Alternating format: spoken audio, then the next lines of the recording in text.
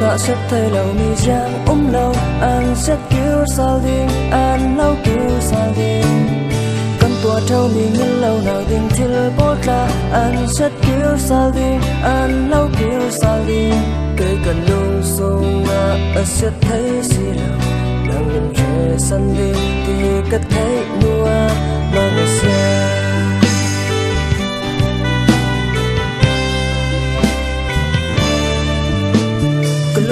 Intra thấy lâu mi cô nakin vốn pan nai zikit an na sin sine Kuna in thua mu thấy lâu mi tua nakin thấy top tha xoay thét nem si la phi nang phê san ding thì cất thấy nu za như tha ding man khre rất chính tây mang xa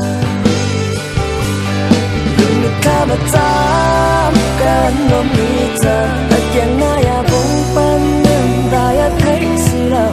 nhiệt con xin sân nên ngoài mắt nhận là đâu thấy đã ta đến miền thái cũng ta đầm liền chẳng thấy đâu lung sung thar kiểu xa treo thật nằm nát đây lâu in phía sân Lo Duh Lai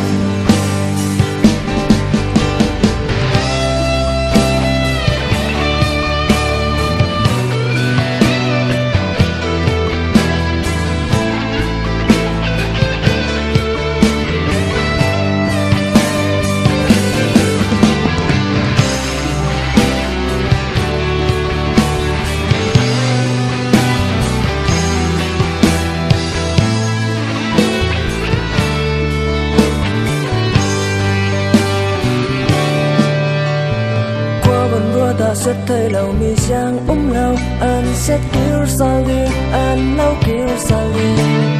cầm tua trâu mi ngân lâu nào dừng chân bốt là anh sẽ kiểu sao đi anh lâu kiểu sao đi cây cần lung sung anh sẽ thấy gì đâu đang ngần trẻ sân đi thì cất thấy nua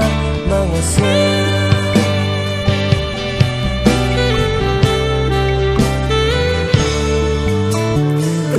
Intra thấy lâu mi cô nakin vốn pan nai zikit an na sin sine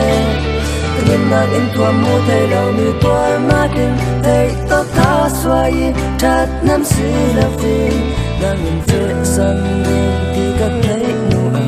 za như ta đừng quan phía rất chính tây mang là xe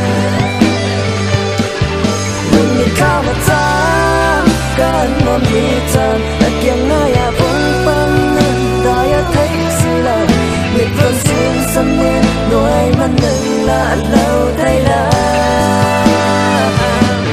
ta lên miền thái cũng ta nặng nhẹ chẳng thấy lâu lung sung thar kiểu sao treo thật nên mát này lâu in phía sân nua Lo Duh Lai người cao mà ta kan nom mi tan yang ngaya bông pan nên đã thấy gì là nguyệt vân xuyên sân nên nỗi mắt nâng là lâu thấy đã ta lên miền thái cũng ta nặng nhẹ chẳng thấy lâu lung sung thar kiểu sao treo thật nên mát này lâu in phía sân Lo Duh Lai thật nên mát